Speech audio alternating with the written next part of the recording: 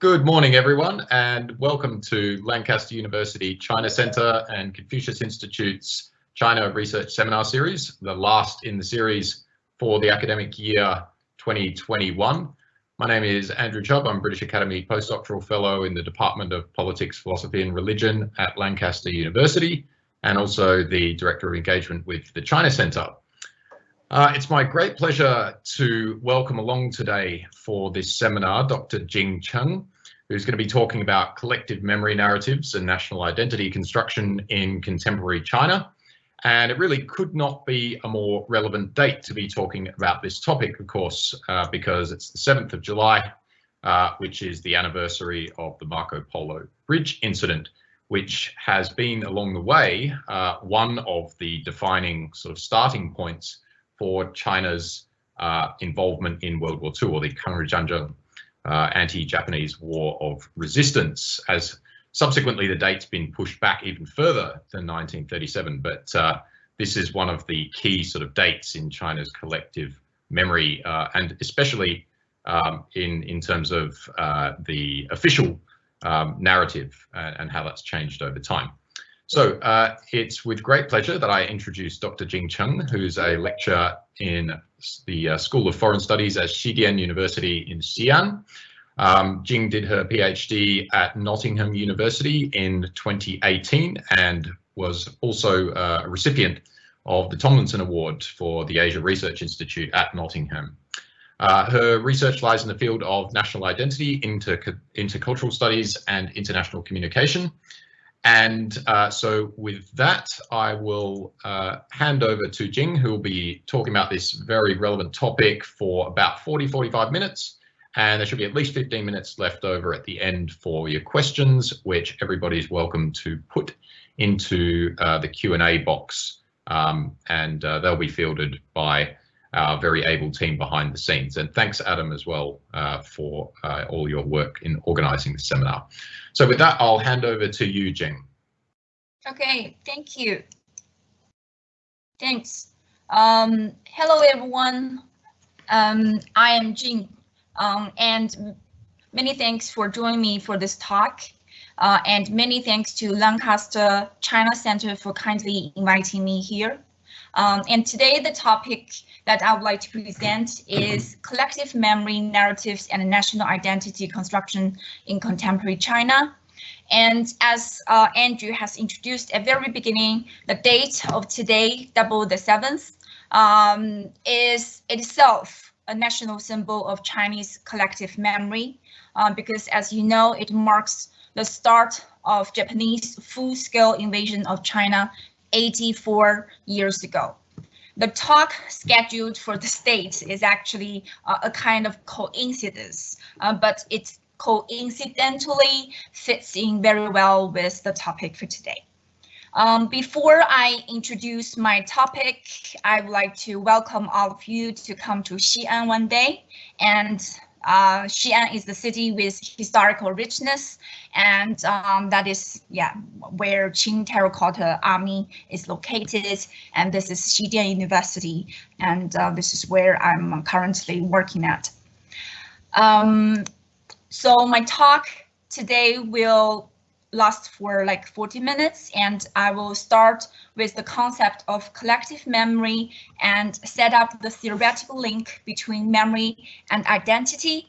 Then I will contextualize it in the case of China with a particular focus on the memory narratives of Chinese remembrance of the Second World War.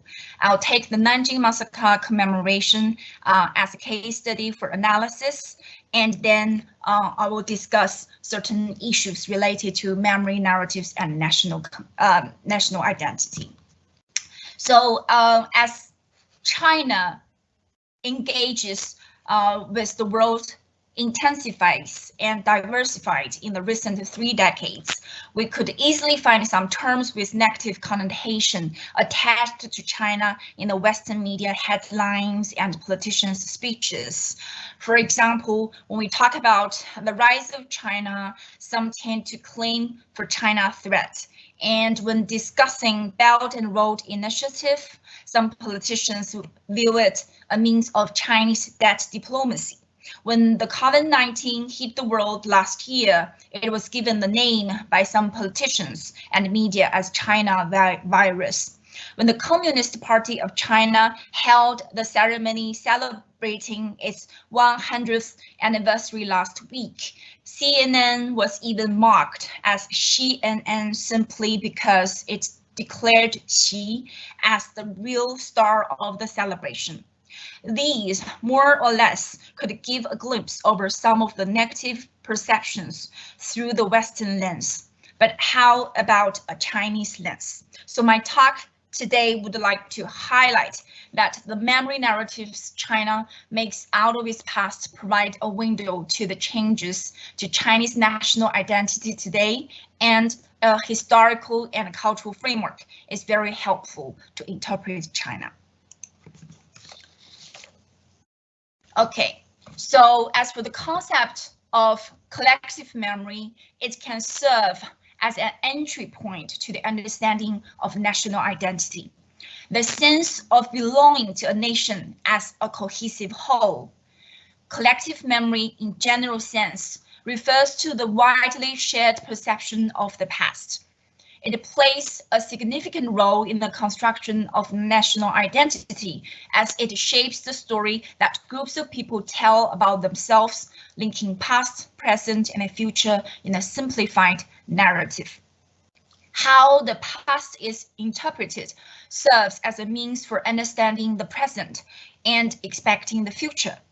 It reminds people of past victories and past defeats, and provides group members with a feeling of sameness and sense of belonging.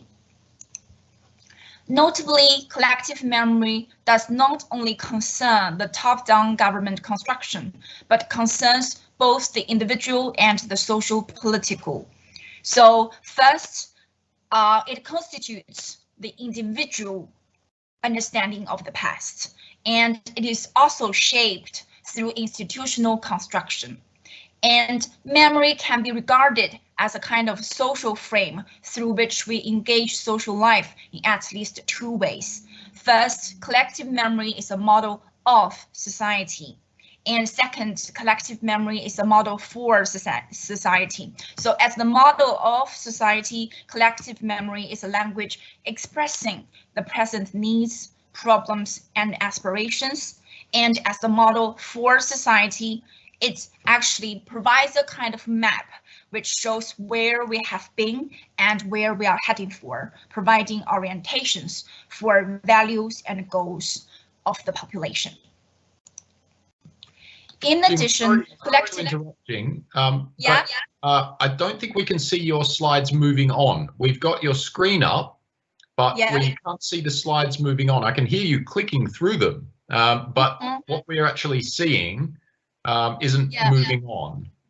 So I think what may be happening is if you've got two screens, you might be sharing another screen where the slideshow is showing. I got your point. Thank you for letting me know. Otherwise, people wouldn't see the, lines of the words. Okay, we just can see it now, a second. Let me see how I should.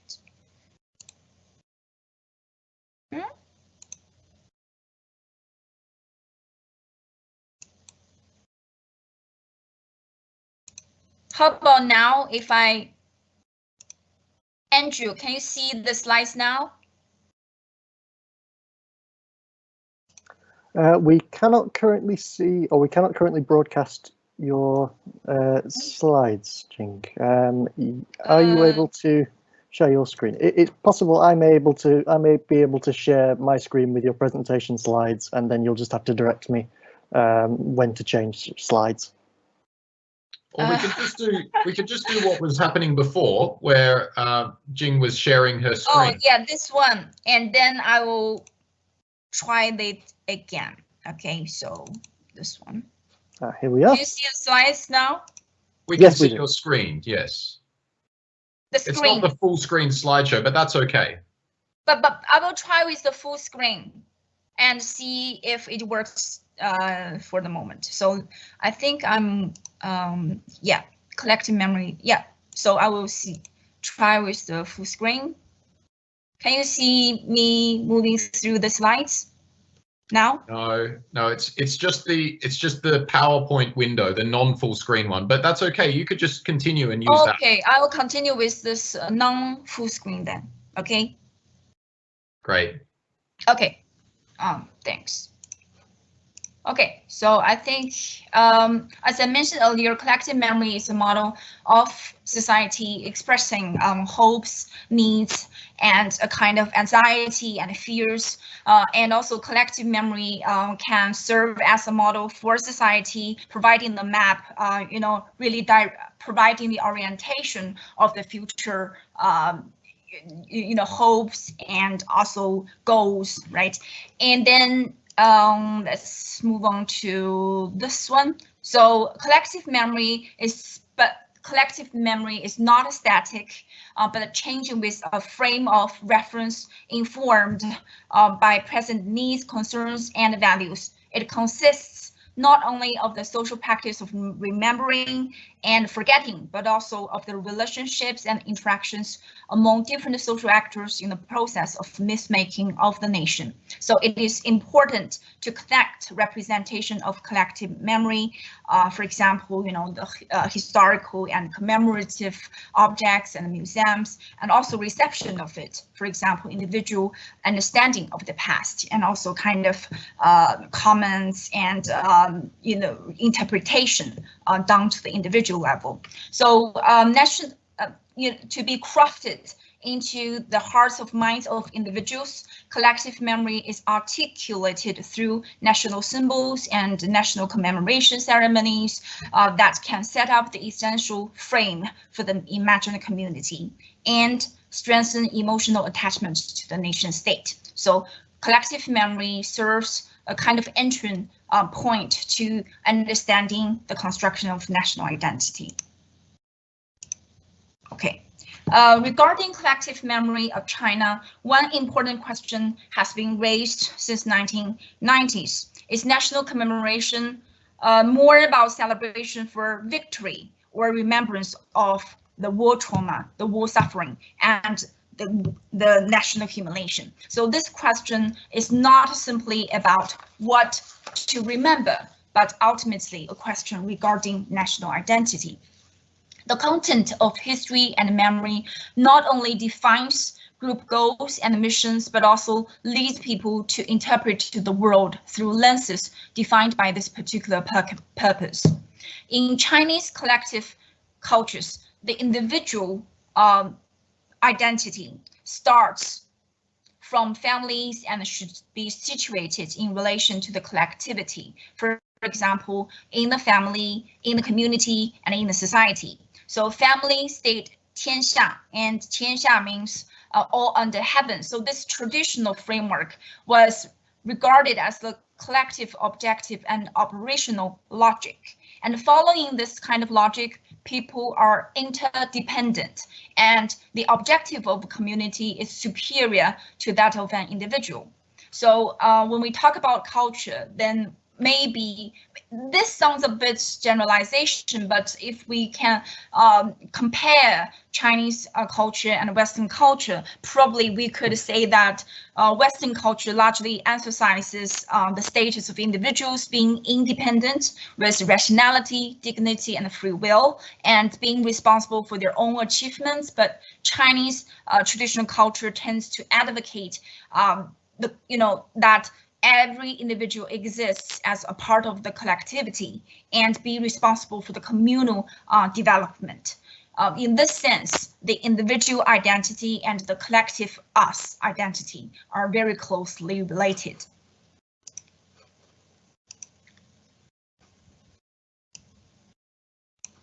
Okay, so in China, the past glory of thousands of years of civilization and also the trauma of century of national humiliation, as many China scholars have argued, have been constructed as the commemorated national myth to defend and enhance in-group identity.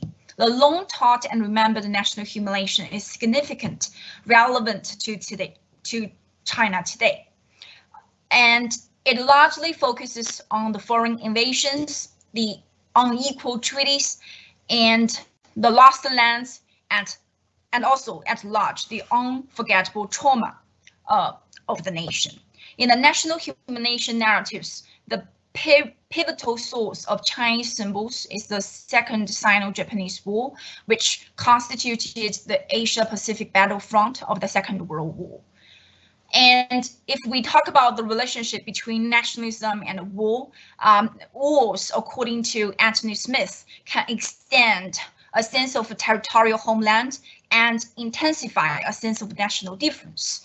And John Hutchinson, actually, he also highlighted the significant relationship between nationalism and war, in that collective memory about war can generate a set of national myths that provide a national framework for explaining events and evaluating self-positioning in the world. So collective memory about the Chinese Second World War experience actually has been the essential sources for narrating Chinese story, and it calls on the Chinese people to remember what has happened and to stay united for a stronger and better nation. Also, collective memory narratives are under a recurring process which involve constant construction and reconstruction. So over time, they have altered regarding its content and status due to the changing social political contexts. There has been a significant change in the war remembrance since the People's Republic of China was founded in 1909. In Mao Zedong's era, as the nationalist emphasis was on the victor identity of revolutionary heroism, historical memories were shaped around the victor narrative about Chinese triumphs in removing three mountains: imperialism, feudalism, and bureaucratic capitalism. So when it came to the reform and opening up era, so for Mao's era, it was more focused on the victor narrative. And then moving on to the opening up era under Deng Xiaoping's leadership, it witnessed a kind of shift in focus onto economic development and reform. The post-Cold War then saw the phase of bringing back victim narratives about Chinese suffering and highlighting the narratives about national humiliation in a nationwide patriotic education campaign to strengthen national consciousness and bolster political legitimacy of the party. In the national humiliation narrative about the war, the one that has been widely mythicized is what happened from December 1937 to January 1938, known as the Nanjing Massacre. It constitutes an essential part in China's historical rootedness. Remembering the past is a process of constant reconstruction of historical events in light of present social and political changes, rather than a simply act of recording.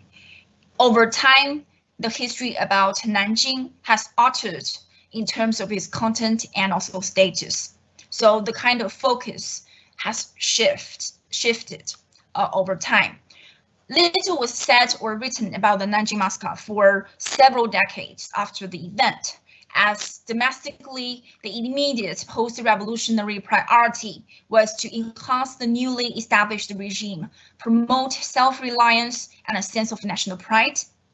And internationally, against the background of the Cold War, the ideological struggle was targeted at class politics and American imperialism instead of the Japanese wartime aggression. So therefore, the war was only constructed as a part of the Chinese struggle against the foreign imperialism and domestic chaos, which was ended with the CPC-led liberation that rescued the dying nation and changed China's fate. So highlighting the kind of contrast between an old China and a new China, the birth narrative helped construct the new national identity. The highlighted narrative on class struggle actually kind of obscured the national differences between Chinese and Japanese because it focused more on class struggle. Under this kind of official narrative, China was positioned as a victor and revolutionary heroism was kind of romanticized main theme, and the lived memories of the massacre were unable to enter the public discourse. for almost half decade after the event took place, the Nanjing massacre did not really have an institutionalized physical site of memory. And only in the mid-1980s were the historical memories put into the limelight due to the change of both international and domestic political atmosphere, including Sino-American normalization in 1999 and Japanese textbook controversy in 1982, together with the redefinition of the CPC itself and the reform and open-up policy. As a direct response to the Japanese revisionist attempts in whitewashing historical textbooks, as well as to the mounting domestic pressure for commemorating the war, the government started to allow war trauma to be crystallized in different representations and adopt a hard line on the history issue. 1985 marked the 40th anniversary of China's victory in the war, and the Nanjing Massacre Memorial and many other museums were opened to the public. And these memorial and museums have all been, designated as patriotic education base. So far, the government has made 7 announcements, making altogether 585 sites on the list of patriotic education base, where not only the war memory, but also memory related to Chinese history and culture are symbolically represented and commemorated in these sites for patriotic education.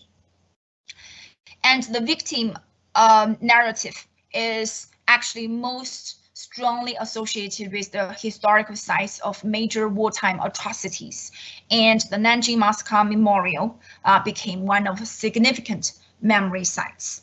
And for many people, with this opening up of the discursive space, particularly for those people who have individual and community memories about the war trauma, the official campaign of patriotic education opened up the space for memory construction and thus switched to expressing the kind of rising anti-Japanese sentiments. But for others, it taught history lessons, setting Japan as the significant other to reinforce collective identity and national loyalty.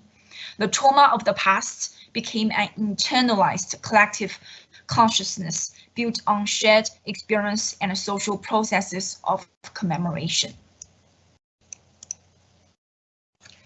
Since China entered the new era under Xi Jinping's leadership, the trauma of the past and memory narratives have been instilled with new meanings for China today, which could be seen from the following events. In February 2014, the 7th session of the 12th Standing Committee of the National People's Congress ratified a decision to designate December the 13th as a new national day in commemoration of the Nanjing Massacre victims, and also along with it, September the 3rd as the Victory Day in commemoration of the war. So the ratification officially recognized the importance of the historical memories about Nanjing as the national past that must, so quote, must be commemorated by the whole nation. And 4 months later, the Chinese government submitted the documents to UNESCO, so a set of Nanjing Massacre documents, primarily the historical records of the massacre in the Second Historical Archives of China. So these documents were accepted and added to the memory of the World Register on October the 9th, 2015, marking the Nanjing Massacre as a documentary heritage of world significance and outstanding universal value. And this event highlighted the Chinese expectation that the memory about the Nanjing Massacre should be remembered by the world. And the series of events actually underline the Chinese government's effort in making the memory about Nanjing a national heritage as well as a global one. So very often when we talk about heritage is politically actually used as a form of collective memory, and it constitutes a process of reinterpreting history and negotiating identity, and provides an essential tool for the nation building projects. On the first National Memorial Day, the Chinese government actually tried to hold a very grand commemoration ceremony nationwide, and Xi Jinping made his speech, and he pointed to the correct path led by the Communist Party of China, and he said, "Today, China has become a great country with a strong capacity to defend people living in peace. The humiliating past of Chinese nation being slaughtered and bullied is long gone." So Chinese people are striding along the road of socialism with Chinese characteristics and striving for the two centenary goals and Chinese dream of national rejuvenation. And so in this kind of new memory narrative about the war, national rejuvenation is set as the goal of the Chinese nation should strive together for.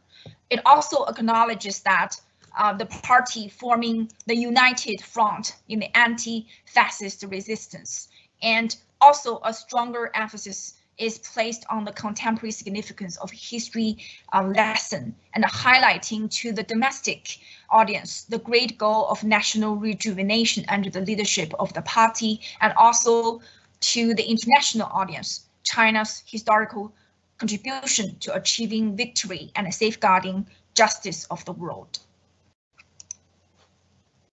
At the Memorial Hall of the, also, what we should also highlight here is that even like at the Memorial Hall of the victims of the Nanjing Massacre, where the narrative was largely focused on victim narratives, a major exhibition hall commemorating China's victory in the war was added to underline Chinese contribution to the world. So all these can actually signal the heightened need of a transformed narrative, which could better fit China war memories in the world history and also highlight Chinese people's greatness and also Chinese victory in the war. And no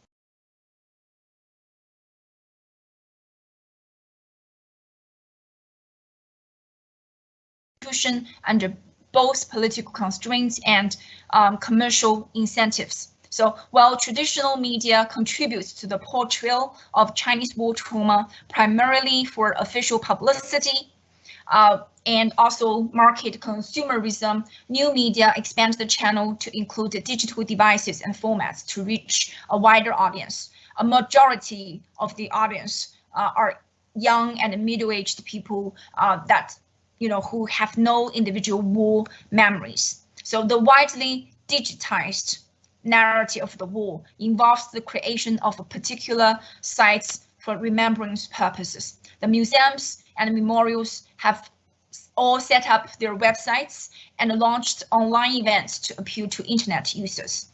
And they constitute a digital presence of the memorial on the internet and create virtual sites of memory. And I would raise some, for example, here. For example, the National Memorial Online, it publicizes commemoration events and activities in addition to news reports produced by state news agencies. So visitors can go online and take part in commemoration activities virtually, and they can do the commemorative practices such as light the candles, present flowers, plant trees and ring bells, and leave comments as kind of participatory ritual in the event.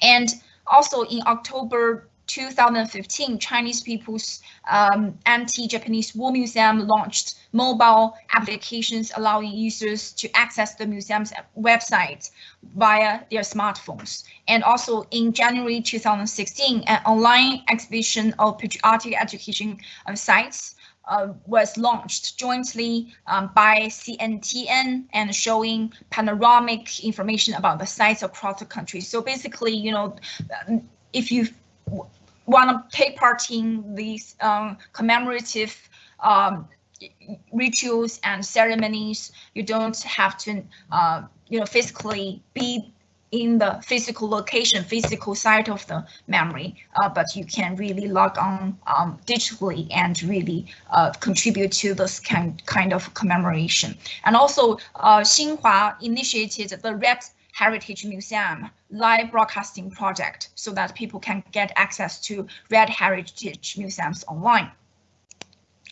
A new guideline was launched by the government in 2019 to implement patriotic education in a new era. And in this new guideline, it highlighted the use of the internet in patriotic education campaign.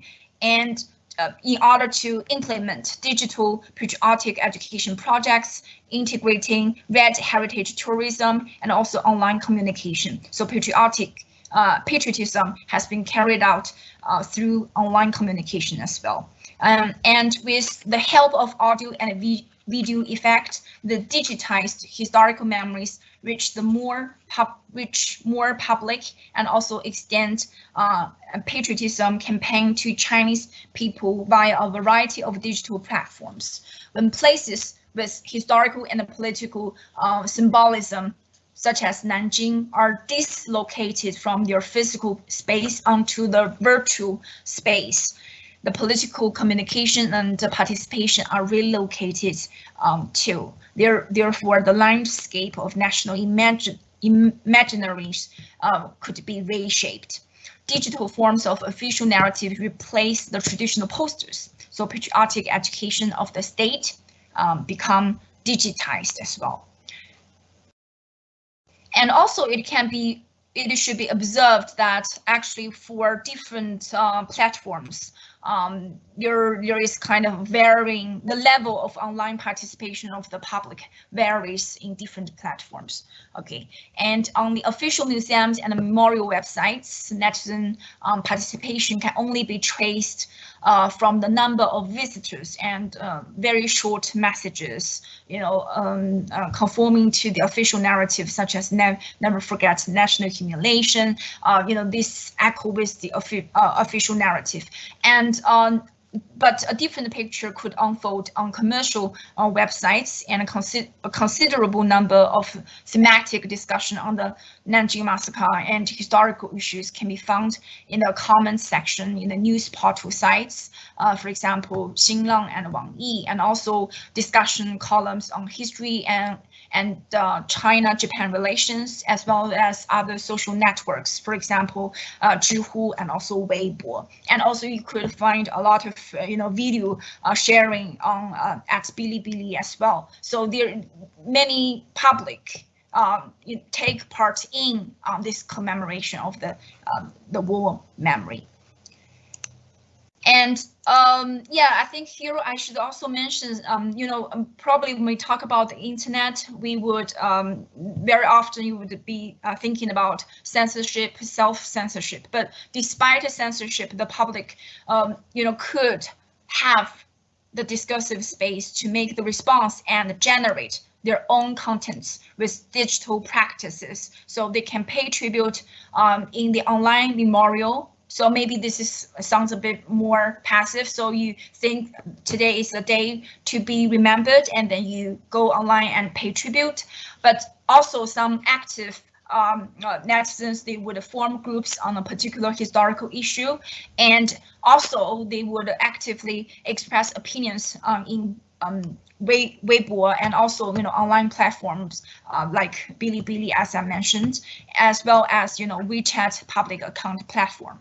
Okay, and when people used to be limited to physical attendance in commemorative events, they now can participate virtually. There have been actually more than 20 million participants paying tributes to the victims in the National Memorial Online since 2014. And also the significance of the Nanjing Massacre actually has been constructed in this kind of context where technology enabled the public to be participatory force in the remembrance of the war.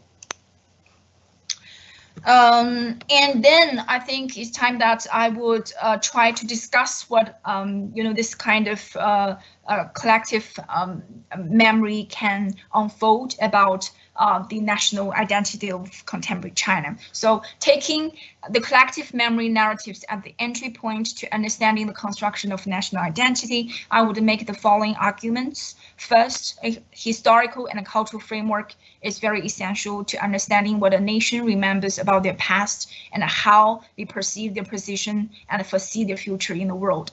And a second, collective memory constitutes both official memory and a public memory, and this is no exception for the case of China. And third, the new era, China under Xi Jinping's leadership has witnessed a shift in focus from victim to victor narrative, which reflects the re-articulation of the past and the repositioning of Chinese national identity in the world stage. Under Xi's leadership, we see the shift in emphasis onto the victor identity in the stories China is trying to tell, and also the way that China engages the world. While nationalist ideology used to be heavily focused on humiliation narratives of the war remembrance, an increasing amount of attention is to be drawn on recalling victory and highlighting the central role of the party. So the victimhood theme is no longer central to the CCP's CPC's main message, and the shift in focus from victor to victim and from victim to victor. So this kind of shift in focus demonstrates different aspirations of national salvation, national development, and now national rejuvenation in different eras. And it reflects self-positioning of China in the changing domestic and international context. A new era calls for a new narrative which could better tell China's story effectively in a more, hopefully in a more inclusive way. And also, within China, many Chinese scholars argue that while the sense of inferiority and victimhood may be likely to trigger aggressive nationalism, a sense of pride and victorhood can instill in people with the sense of confidence and also openness. So this is quite essential for China today, actually among the Chinese scholar discussion. And also, for example, Wang Yiwei argues that China should avoid the use of history about national humiliation in shaping Chinese national identity and positioning China in the national system should position China in the international system more confidently. The national humiliation narrative may hinder the positive construction of Chinese national identity. And in view of the heavy dose of humiliation narratives in China's historical remembrance, many scholars today advocate the importance of promoting great power mentality, which requires confidence and rationality. So, this is a kind of need for the new era when China really engages with the world in different, under different situations. And so basically there is a kind of appeal that Chinese people should change their complex from humiliation to pride, to become more confident and become more open-minded. And but I think it's like the transition from the victimhood to victorhood in Chinese national identity cannot happen overnight. The history issue does not only involve the kind of misunderstanding between people, between peoples, between countries, but also, if not more importantly, it is also something to do with domestic and social elements that generates them. So it may be difficult to easily shift the war narratives and shape national identity when generations still remember what they have been taught at school about national humiliation and what their parents and their grandparents might have told them about their personal experiences of the suffering in the war. And humiliation narratives may remain an essential part of the historical remembrance despite the official shift in focus onto victory. The foreign attacks on China, as I mentioned at the very beginning of the talk, could be easily linked to the humiliation narratives, which can complement the appeal for national unity, for the goal of national rejuvenation. So some other questions also need to be addressed. For example, when patriotic education goes online, how well it can reach the targeted audience.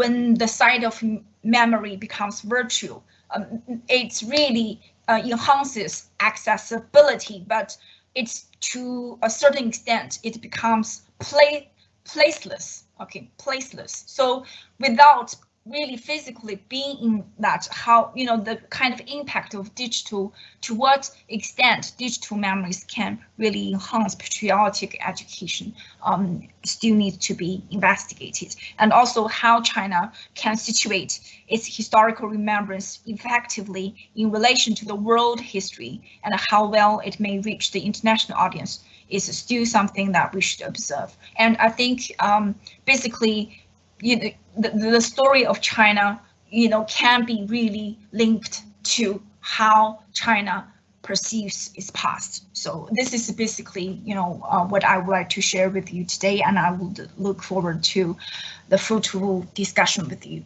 Thank you very much. Yeah, Andrew, I think I'm done with the talk, and thanks, Jing. Yeah, terrific. And right on time as well. Thank you. So just as we're looking, I wasn't going to abuse the chair's prerogative, but just as I'm looking through the Q&A, there's a bit of debate going on about where it actually is located. I might kick things off with one question to you, which is how much contestation and debate do you see in China? And particularly, you sort of have a focus in some of your past work on the internet.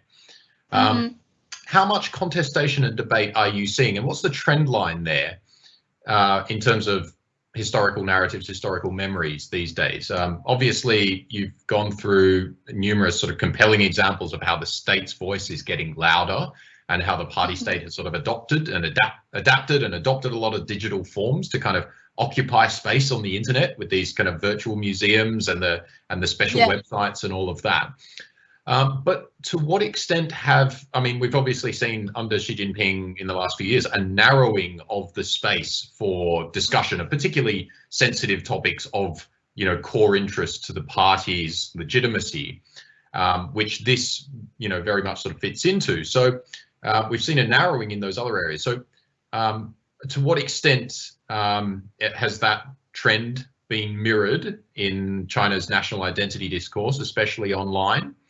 And to what extent are there still kind of key lines of debate, particularly when you talk about the popular level versus the official state narratives? I'm thinking here of, for example, the KMT, the Kuomintang role in World War II resistance versus the CCP's role. I know from 2015 onwards, they were kind of the CCP's sort of 70th anniversary of the anti-Japanese War of Resistance. The propaganda was very heavy on the Communist Party as having the 中流砥柱的作用, which was at the time quite heavily contested on the internet by people who kind of read their history of the Second World War. And then also perhaps I'll leave it there. I'll open that up to you and see about the questions coming through on the Q&A. Okay, so thanks for the question, and I think it's really about how these the kind of rising official narrative can be received by the public. So the first kind of line I could observe is that there is kind of really a kind of wider public support of the party, okay, no matter they are party members or non-party members, because I think the kind of legitimacy is really tied with the kind of development, and also tied with the kind of trust in the party. But I think the contestation about the history can be seen in the discussion about the forgotten history. So because when we talk about collective memory, it's not only about what is remembered, and because in the official narrative, what is left out and what is not remembered. And many people, they started to look for the unsung heroes. So those heroes who are not named, who are not really properly remembered in the Chinese official history. And even like some of the people, they start to actively volunteer to form the activist group to go to the very rural areas to look for the Kuomintang, so the Kuomintang veterans, and all these, I think they definitely have the discussion about the forgotten history despite the censorship, but they would have the very smart ways to discuss about these issues, and also they would form kind of social groups to really, okay, if those unsung heroes are not mentioned in the history, and these Kuomintang veterans are not remembered, and they form themselves to really go to those areas to do oral history and to really find those narratives from the lived memories of the veterans. So I think this is, I should say, this is not a kind of contestation or a kind of counter narrative. It is really a kind of multiplying narrative, to really pluralize the public memory narratives, because yes, the official narrative open up the discursive space, but to a very limited extent, and therefore, those space can be extended by the activist movement. As I mentioned, when they talk about those forgotten hero and those unsung heroes, and basically they would try to do more, oral history, and they would try to really look for what is forgotten. Yeah, this is my response. Thanks, Jing. There's a number of questions now coming through in the Q&A. First one I see here is from Professor Chris Longman, who asks, the issue of who influences or controls collective memory and historical interpretations is paramount. Reminds me of what George Orwell wrote in 1984, who controls the past controls the future, who controls the present controls the past. How far is a diversity of historical visions allowed in contemporary China? And how far are academics, journalists, and citizens permitted to question the CCP narrative of that correct path of historical memory? Sorry, I think I missed the first half. Can you, would you please repeat? The importance of the importance to sort of political structures or political entities like states of sort of controlling historical memories, makes a very strong reasoning to try to control it and to shut down alternative interpretations, for example. So Professor Longman's asking, to what extent is a competing historical narratives actually allowed in contemporary China, and how far are academics and journalists and citizens permitted to question the official narrative? Yeah, I think as for criticizing, providing the kind of diverse narratives, there would be like some gray lines. As long as it does not touch upon the very fundamental issues of the Communist Party, like the national sovereignty, and as long as it doesn't touch upon those issues, these voices can be allowed. But I think fundamentally it is a kind of extent, to what extent the kind of narratives would challenge the political legitimacy of the party. So I think the whole thing is still, I mean, I don't know. I feel like, when people talk about China, very often they think that we do not have the freedom to voice how we think. But, in our daily life and also even online, you can publicize, how you think about, the current issues. Of course, there are, I can see that there is kind of trend, following the party's narratives, but there are also competing narratives against this. And I mean, as long as it doesn't really put a kind of threat to the core fundamental political legitimacy of the party, this space is actually open to the public. Of course, there are some censored words, right? You cannot, those words can be censored, and you wouldn't be able to publicize the materials related to,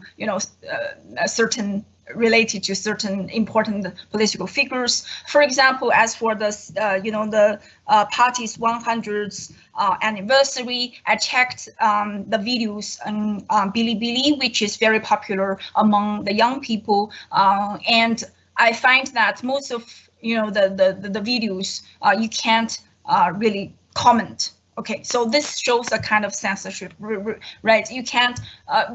This is a kind of. This should be called bullet screen. Okay, bullet screen. So this is a kind of live commenting. And as for those, videos, I can see that the kind of commenting function is closed. But as for other issues, which they definitely can comment, and you can see loads of competing, discussion about history and about, the relation between China and America, for example. So I think there is the discursive space. It's not really, as long as you do not damage the kind of the core values, the core political legitimacy for the party. So.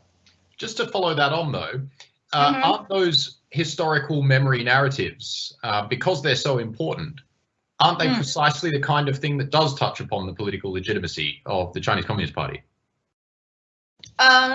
So I think maybe it is really something to do with the role of Kuomintang, for example, in fighting against Japanese aggression. And you see, I think there is this, because I think for like many decades, and the history, for example, the time of the war, as you mentioned at the very beginning, was even extended to 14 years, right? From 8 years to 14 years, to include the Communist Party and the United Front with the Nationalist Party. And this whole thing is basically, I think the Chinese Communist Party, is quite flexible in a way that it can really extending the kind of narrative. Okay, and also I could see that the political legitimacy of the Chinese Communist Party is actually having a wider public support. And for example, according to what is the name? I forget the name, but according to a kind of the trust barometer, 82% surveyed actually support the Chinese Communist Party. So ranking China as at the top in terms of political trust. But I think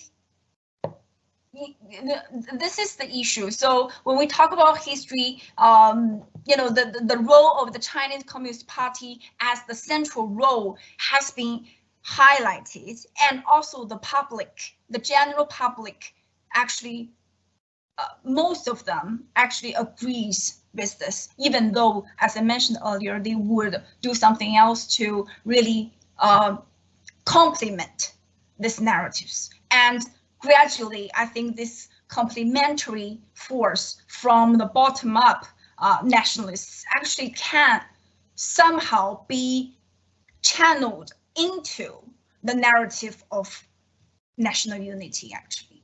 Yeah, this is how I see it develops. So a question from Professor Jing Cheng, who says, thanks for the presentation. It's a really interesting and timely topic. Wondering what the impact of rising anti-Japan sentiment in China is on its social harmony. So, for example, back in 2012, the famous incident of Li Jianli in Xidian, where you're based, where Li Jianli was hit on the head with a hammer for driving a Japanese car, or even a Japanese branded car, but of course, it was Japanese made branded in China. So that sparked a real debate back then on the meaning of rational patriotism, and the state, intervened quite strongly in sort of shutting that down, in shutting down the idea that violence is okay. So what's the impact of these anti-Japan sentiments on China's social harmony? So the kind of impact of anti-Japanese sentiment on social harmony. Yes, I think in Xi'an, as you mentioned, there was this incident, and also I feel like it's not really only about us identity versus them identity between Chinese and Japanese, actually. So in this scenario, to a large extent, the kind of demonstration is sort of, a kind of letting steam. So they just outpour their life pressure and their life anxiety onto someone else. So it is it is just triggered by this anti-Japanese sentiment, but to a very large extent, it shows a kind of group differentiation between, within Chinese society. So yes, I think this is the nationalist sentiment. It is not only something to do with, Chinese and Japanese. To a very large extent, the harmony, is damaged actually due to a kind of conflict within. And also some of the people, if they are not happy with their life, and they would just, this is not something only to do with Japanese anti-Japanese sentiment. It is really something to do with how they, the kind of their own life struggle as well. So indeed, the anti-Japanese sentiment that to some extent damage the social harmony, but I think the social harmony, can be reflected in within the in-group conflict as well. Actually, the in-group conflict and also their life struggle as well. Yeah, it's an interesting issue.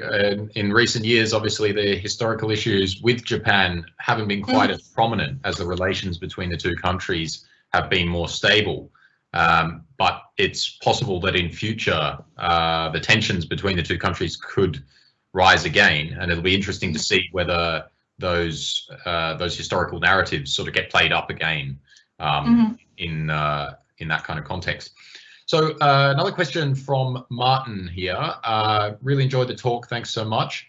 Can we use the same term collective memory in China in the same way that we use the term in liberal democracies? In the US, for example, there's a thing called the 1619 Project, which reframes slavery as being central to America's collective memory. And that was very much against the wishes of the party that was in power at the time and the president, Trump and the Republicans. So despite the opposition of these political elites, the 1619 Project received a very wide reception and won awards, etc. And this is an example of public memory as distinct from official memory. So a 1619 type project, I take it, you know, from what you were discussing before, you know, needing that basically things that are beyond the pale that touch on the central kind of legitimacy of the Chinese Communist Party, an equivalent sort of 1619 project type of challenge to the party couldn't happen in China, if that's correct. So is collective memory what we're talking about here, or is this more of a imposition of an official memory on the public?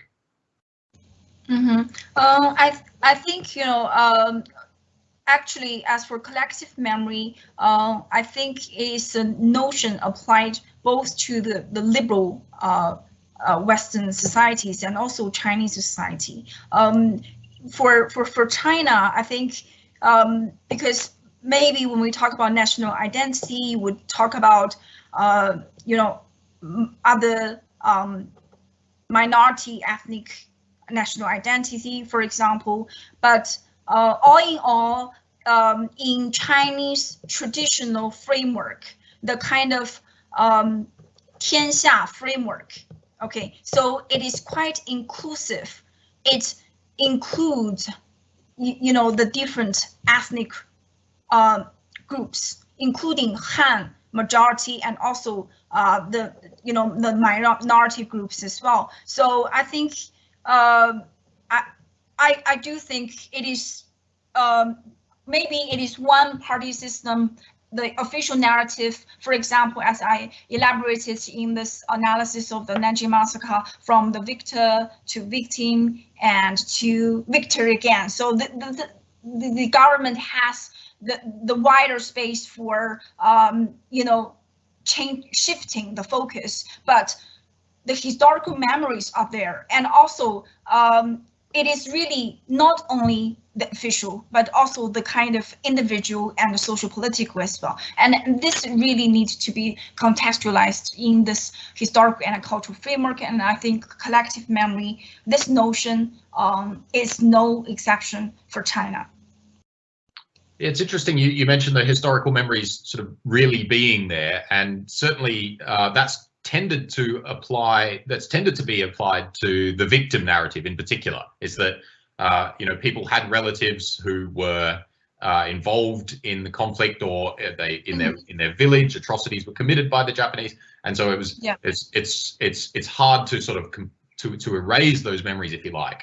But then also we can see the victory narrative as well has a kind of underlying historical kind of factual element in a sense, because something like we've seen in since the trade war began, the kind of re-emphasis on the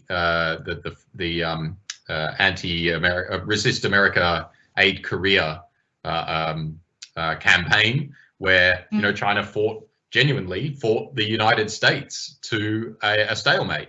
And that could be an example of that kind of victor narrative being kind of accentuated more.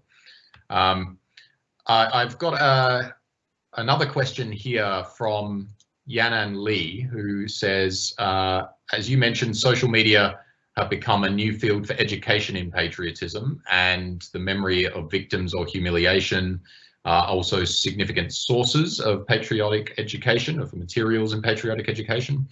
Nowadays, xenophobic sentiments can be found easily on Chinese social media, like get out of China or kind of boycotts, anti-foreign boycotts. So do you think that this xenophobic sentiment is also brought on by the patriotic education or the construction of national identity around this? I presume he's talking about around these victim narratives, about, you know, sort of accentuating the crimes committed against Chinese people in the past by foreigners. And how will that tendency towards xenophobia that's seen on the Chinese internet sort of influence the future of Chinese society? I think this is a very good question, and I think because since 1990s we had this patriotic education campaign highlighting the victim narratives, and as I mentioned at the very end of the talk, you know, even though the official narrative really want to shift the focus from victim onto victor, so that as those Chinese scholars have argued that Chinese people need to be more confident, don't be so sensitive, and need to be more open-minded. But still, as you can see, the impact of this victimhood is quite deeply rooted, and it really takes time to change this kind of mentality into a kind of great power mentality, I guess. In terms of it really takes time to make this shift, and I think what I can say is that those very very aggressive nationalist expression is really closely related to the the long taught victim narrative of the memory. But now I think with all the kind of discussion about how history should be remembered and what kind of position China should position in the international stage, and how we can relate our history to the world history. And I think all this really takes time for the kind of netizens to really reflect on. But I should say that a lot of the the comments that people leave online, this is debatable, right? Because the identity, even online and offline, these two kind of identities are somehow not parallel. Those comments, those aggressive comments online do not, I think, to some extent really reflect how people would behave and do in their real life.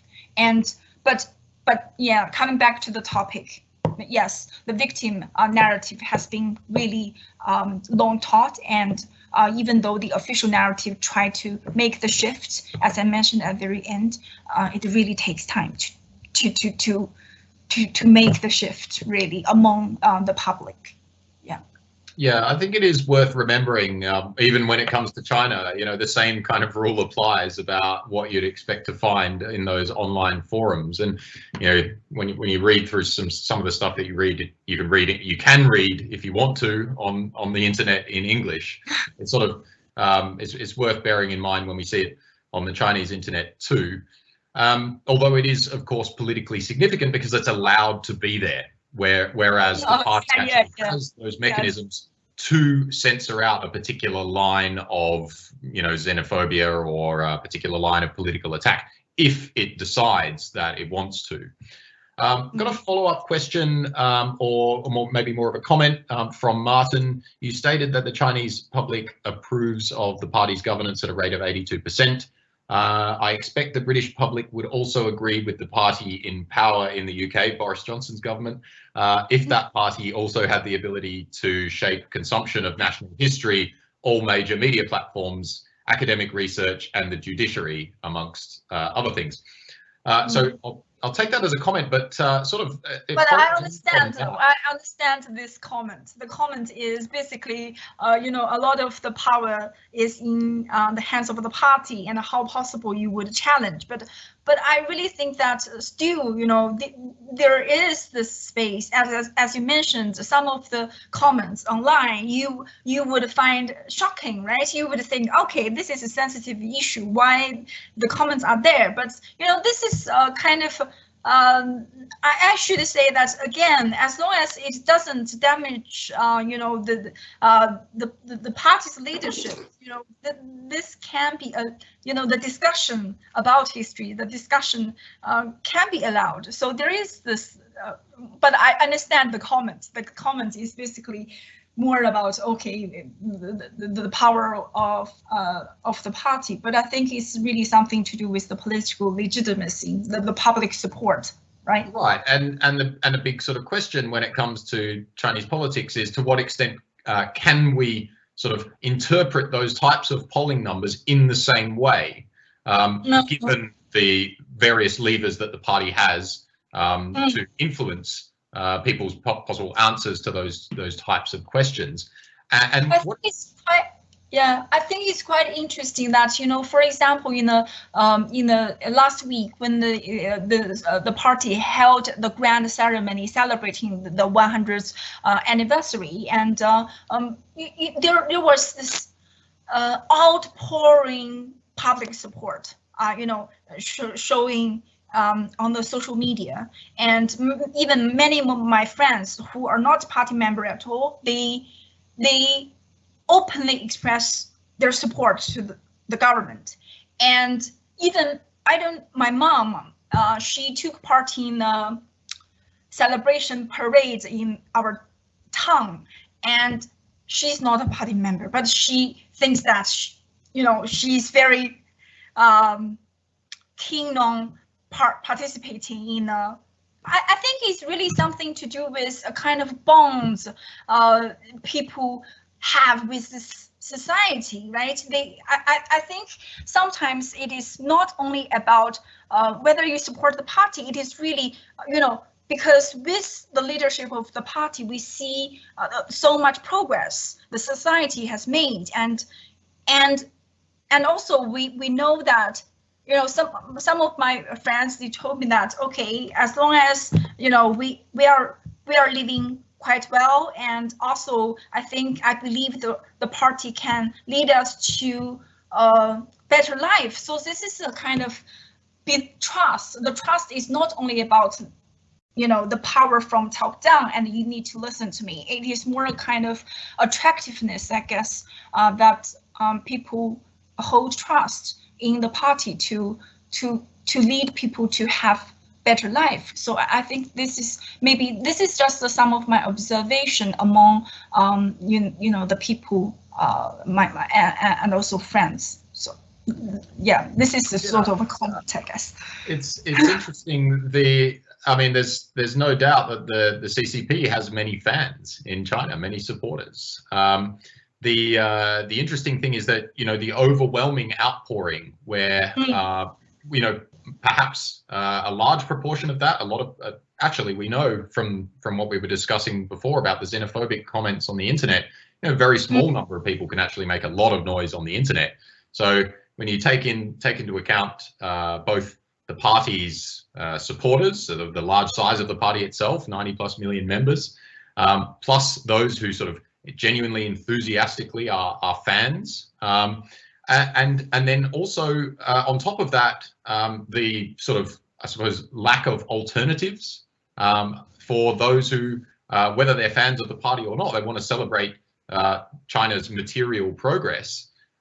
This is the sort of occasion on which you're allowed to do that. In fact, you're encouraged to do that. So it's quite understandable that that so many people sort of take the opportunity, since it's one of the opportunities that's there. One of the opportunities that's there for that type of sort of political expression. One question that I wanted to ask as a follow-up, sort of related to the high poll approval numbers, and the discussion about the legitimacy question, is, you know, given how you've been emphasizing, and I agree to at least some extent, about the, well, actually, I fully agree that one way or another, whether we're emphasizing the role of real historical events and party narratives around those historical events and constructions through things like mechanisms like patriotic education, the sentiments that have been created one way or another by that interaction of real history and political projects are real enough. And so given how real those sort of nationalist sentiments are, how conditional do you think those sentiments, those kind of loyalties to the party are in China these days? That kind of 82% number. Is that, do you think that reflects the number of people that would sort of follow the party no matter what? Or are there circumstances, for example, let's say an incident, a serious incident involving Japan or the US, one of the kind of named historical enemies or sort of countries that have violated China's national dignity and sovereignty in the past. Some kind of major incident, so a collision of ships at sea, and a number of people sort of were killed in that kind of situation, and or an affront to China's national dignity, that kind of really evokes those types of historical memories. And if the leadership wanted to kind of handle it in a low-key way and not escalate in a way that would risk, you know, a disastrous war that could halt China's development, do you think that, that there's a point at which people's kind of nationalist sentiments would actually trump their loyalty to the party, and they would say, hey, you know, we want you to stand up for national dignity, not, you know, protect stability within China, and not sort of tamp down these excessive nationalist sentiments? Okay, so I think I don't know if I've grasped the essence of your question, but I think yes, nationalism is definitely a double-edged sword. So in a way, it bolsters the political legitimacy, but in another way, it really gives the government to some extent, you know, you need, as you mentioned, maybe in terms of some extreme scenarios, the nationalists would say to the government, you need to take a harder stance. But the thing is, whether there is really a kind of rise of nationalism in China, you know, even like I think there is a kind of survey about this, particularly conducted among you know, the young, the university students, and basically this research is conducted by a Harvard University professor. I forgot the name, but basically he even argues that the rise of nationalism is misleading in China. It's misleading. It is not really the rise of nationalism. I think it is more to do with the kind of support for the party itself. And I think if that is the kind of understanding, then, you know, this, what you say about what about the conditions upon which you know, nationalism landscape would unfold, I think would be a different issue. Of course, as for political legitimacy, I guess Professor Zhong would be definitely, you know, more capable to answer that question. But as I mentioned, one thing is really, you know, Chinese nationalism is on the rise in the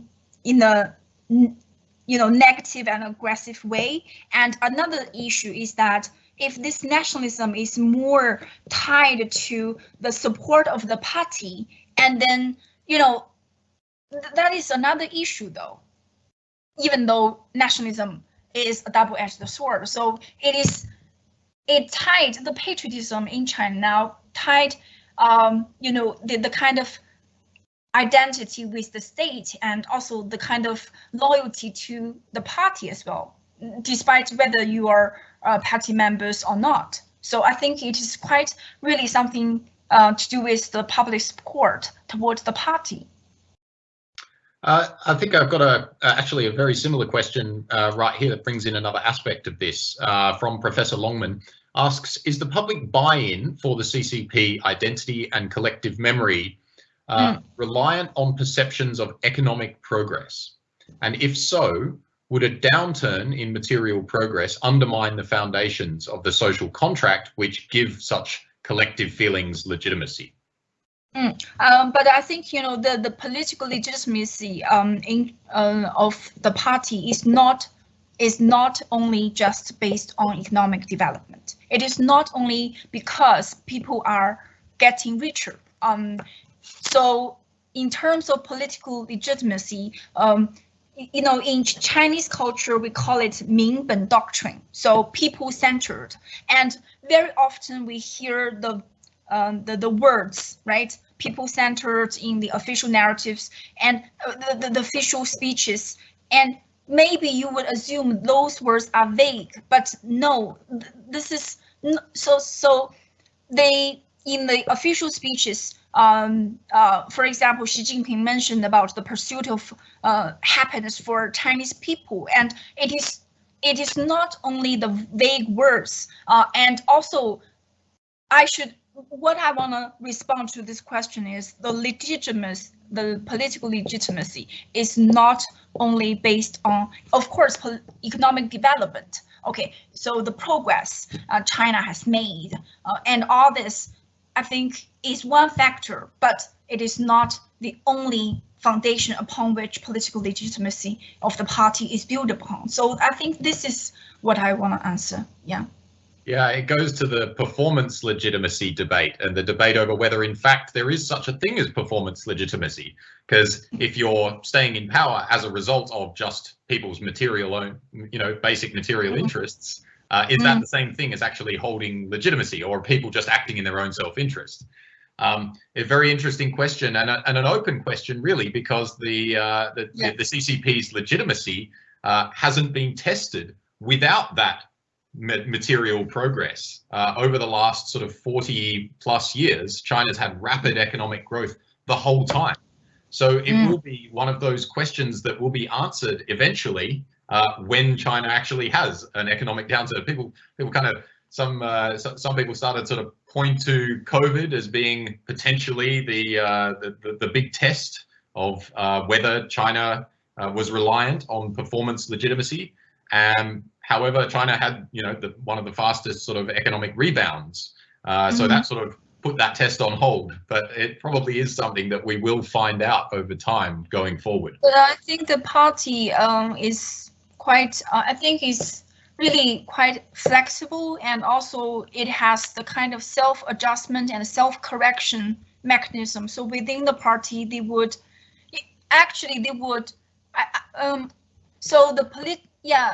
are the kind of changing scenarios and changing domestic and international context, but the party itself actually has the kind. I'm not a party member. I do not participate in their meetings and so on. But the party, I think, is really adjusting themselves to the changing context, and also they have the self-correction dynamics within the party. So I guess this makes the party, somehow being able to handle difficult situations. For example, as for the COVID, handling the performance legitimacy in the COVID-19, and you see at the beginning, yes, of course, the government was criticized for not being able to really handle the situation instantly. But later on, all these, many of the comments were really about how fast China really do the vaccination. Like within 3 months, the government did 1.3 billion vaccination, and all these can. Yeah, tied to what you say about performance legitimacy, but I guess a lot of people were anticipating, maybe like back the last century, they were anticipating the collapse of China, but the thing is, many of the Chinese people they think, yeah, China can engage with the world more confidently and maybe in a more open-minded way. And I think the performance legitimacy, as I mentioned, is quite important, not only about economic benefits, economic gains, actually. Thanks. Well, it's been a really fascinating discussion. We've gone on well past the appointed hour, which is a good sign of an interesting discussion. So I want to thank Dr. Jing once again for coming along and sharing her research with us, and for sticking around for such a long Q&A. So I also, as this is the last seminar for this term, I also want to give a special shout out to Adam Wilson for all of his organising work, and to the Confucius Institute for their support of the seminar series. Professor Jing Cheng as well. And I want to thank all of our audience members and our Luck Fellows as well for coming along and participating in these discussions over the course of 2021. We'll look forward to seeing you back for more interesting and possibly even in-person live events in 21-22. Thanks very much and good afternoon. Thank you. Bye.